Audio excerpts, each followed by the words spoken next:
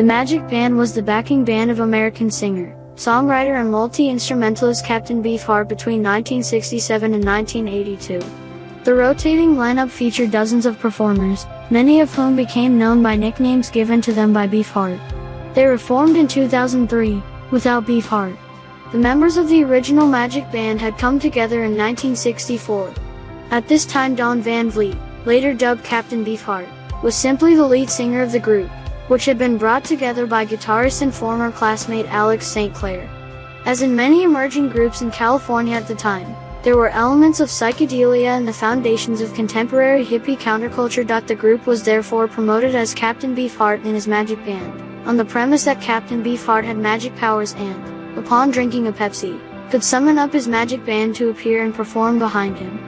The strains of this logic emanated from Vliet's Beefheart persona having been written in as a character in a teenage operetta that friend Frank Zappa had formulated, along with Van Vliet's renowned Pepsi moods with his mother Willie Sue and his generally spoiled teenage demeanor. The name His Magic Band changed to the Magic Band in 1972. The group played numerous car club dances and juke joint gigs, and won the Teenage Fair Battle of the Bands. The Teenage Fair was an annual event held at the Hollywood Palladium in the 1960s. It was sponsored by radio stations and had rides and various merchandise booths with music and youth-related items. Bands performed. In late 1965, the group finally bagged a contract for recording 2 singles with the newly created A&M Records label with Leonard Grant as their manager. It was at this time that musical relationships had also been struck with members of Rising Sons who would later feature in the band's recordings.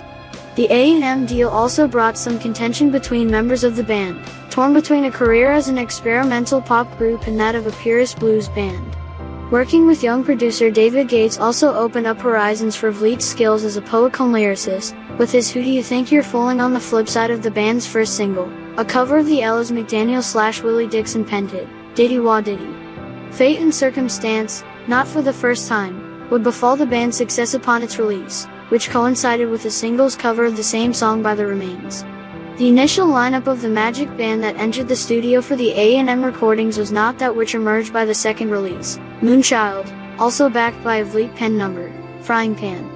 A 12 inches vinyl 45 revolutions per minute mono EP/mono mini cassette tape was later released in 1987, with the 4 tracks of the 2 singles, plus Here I Am, I Always Am as a 5th previously unreleased song.